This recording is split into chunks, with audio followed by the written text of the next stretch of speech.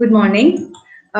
Today we'll just discuss the significance of the title, The Color Purple, by Alice Walker. So, the title of the novel is Color Purple, right? And this title of this novel is a very important symbol because colors can express emotions and feelings. And here we understand that the writer has used color to model features of the characters, right? So Alice Walker uses different colors to express different emotions of the main character, Celie, in her novel, The Color Purple. She uses blue, red, black, and most importantly, she uses the color purple. And these colors do have such special meanings, right? So, in the Western world, the color purple symbolizes elegance, authority, and dignity. So, in the beginning of the novel, at the beginning of the story, Celie, we don't see Celie wearing purple clothes, right? Which makes us understand that she has not got independence or agency or self identity. It is with Sugar Avery's help that Celia begins to make a living for herself.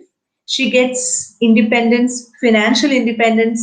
She sets up the company, right? The Folk Pants Unlimited Company. And then she makes pants for one of her sisters, Sophia. So when she makes pants for her sister, she chooses red and purple in the pants, right? Which makes us understand that Celie has started to get dignity. And at the end of the novel, we see Celie is decorated with red and purple. She possesses her own house. She gets anything she likes to adorn her room. So the changing of colors indicates that faced with the future, Celie becomes very optimistic towards life. And Albert, Mr. Dash, who is the husband of Celie, has carved a purple frog to her as a gift, right? It denotes the recognition for Celie, the equality of black men and women, and the respect that black women regain. So there's another instance about, or one another importance about the color purple. Purple also stands for homosexuality. So we realize in this novel when black women are oppressed, they have no right to make any resistance. Their voices are unheard, their wings are clipped. So they find homosexuality as a way for them to develop their own lifestyle. So, influenced by the tradition, it is also the cultural extension of black women. In order to get rid of men's control, these black women join together, they care for themselves, they love each other, and this is the only way they can become strong and independent. And this contributes to gaining their self identity.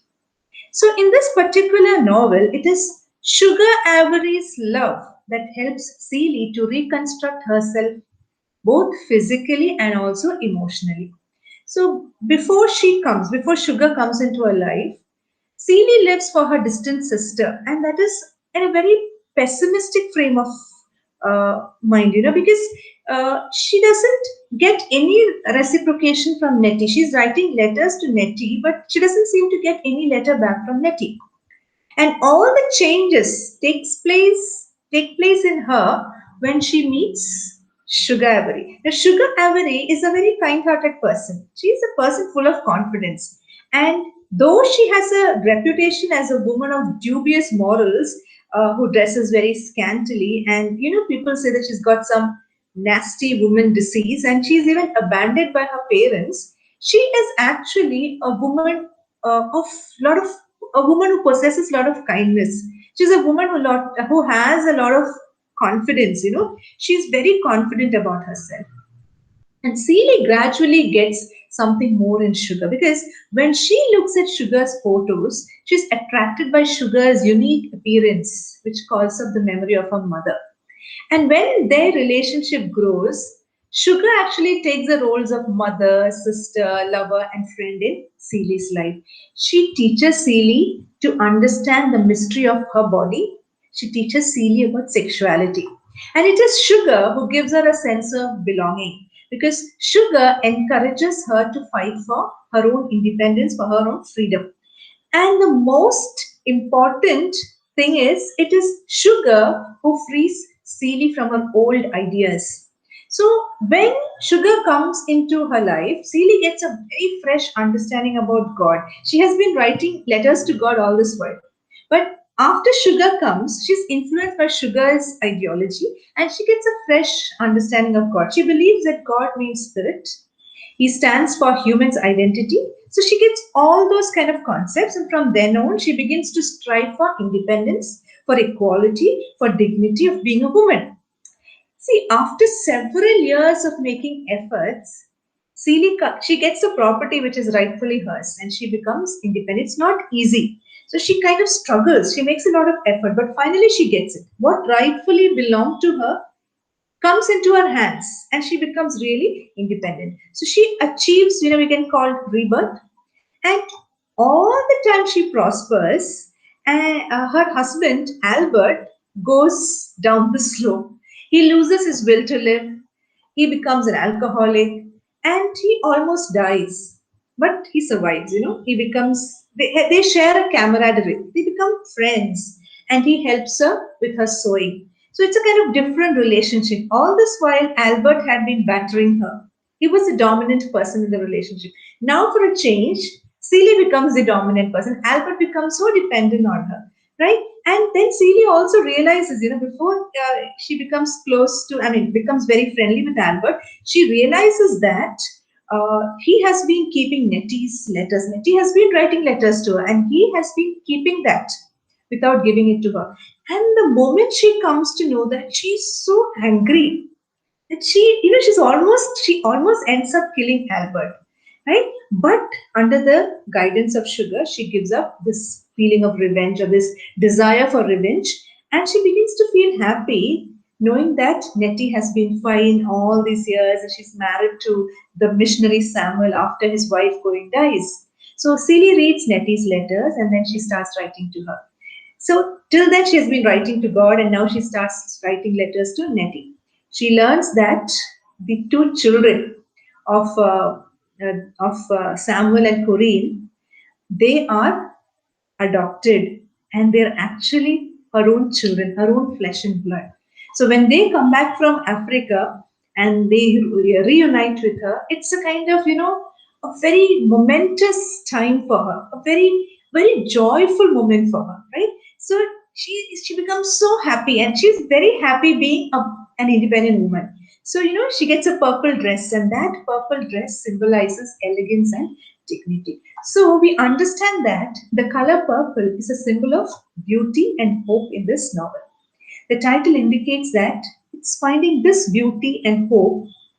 Uh, it is finding this beauty and hope, which is a key aspect of Celie's journey to self-actualization, right? So she finds beauty and hope. So purple symbolizes the vibrant life Celie begins to experience once she can alter her frame of reference and begin to love herself. So purple, it is something more than a color.